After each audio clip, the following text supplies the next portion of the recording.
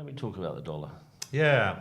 Well, the dollar's interesting. I've got my iPad here, but I'm pretty sure we can throw up on the screen. The US Federal Reserve, actually the St. Louis bit of the Federal Reserve, puts out a thing called FRED, which is economic data.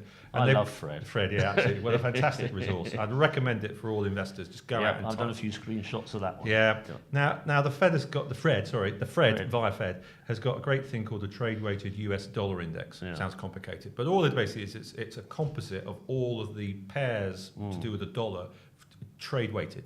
So you won't be surprised to find that the big ones are the euro and the Japanese yen, and sterling to a lesser degree. And they composite in, and then they basically build a nice chart. And I'll show you, Mike, the chart. And I'm sure it will appear on screen. And I will now look very surprised. And what's interesting here is the story here is at the moment is that back at the end of 2017, the dollar hit really a recent all-time high since really the beginning of the last decade in terms of its strength. Yeah. So strong dollar. Yes, just like that's Very strong mirror. dollar. Yeah. And then what's very interesting is that the chart is now just going only one way, which is down, which is dollar weakening. Yeah. And dollar weakening is very interesting because what dollar weakening has lots and lots and lots and lots of implications for lots of things, particularly commodities, and obviously the absolutely and the trade with the yen and the euro. Yeah. So I think anything priced in dollars is quite interesting. So emerging markets will probably do quite well with a weakening dollar.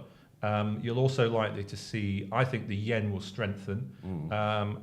If you see a chart of the US dollar versus the yen at the moment, we've got it on here, but I'm sure we could show a version of it on the screen. The yen one is definitely just going down one way and one way only, and that's basically it's probably going to hit 100 yen to the dollar, and that's quite a big seismic shift. Well, look at that. That's an amazing chart. Got a very It's just steep going fall. down like that. Yeah.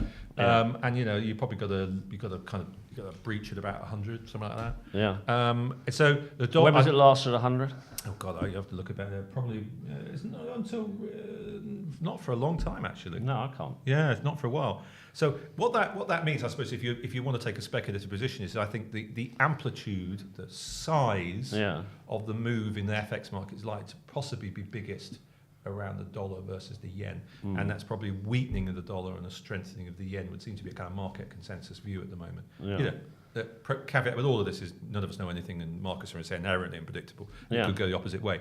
But the charts are all suggesting, and certainly the market consensus is that the yen is strengthening and the dollar is weakening. So why should the yen be strengthening? I mean, all the QE going around and well, there's a lot of halting recovery. Yeah, there's a lot of QE. I mean, I think it's more a function of the weakening dollar. It's the dollar, isn't it? Yeah, I think and because if you look at it, we're also seeing a stronger euro as well, and a weakening on the euro dollar trade. Yeah. But the thing you have to bear in with FX is. So you'd say that was worth a trade on leverage long?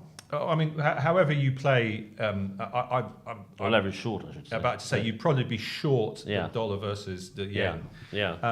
But the only thing I'd say is if I dug out some interesting statistics, which is if you look at the daily volatility of a bunch of asset classes, and you look at the daily volatility over the last year, and you end up with a number usually below 1. Okay. The daily volatility of the US dollar versus the Japanese yen is at 0.49. And let me give you some perspective.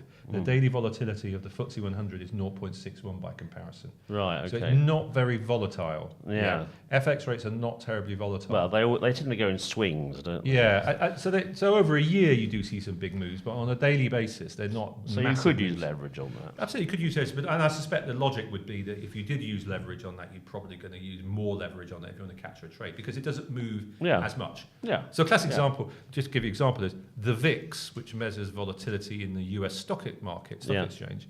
The VIX daily volatility is 11. Yeah.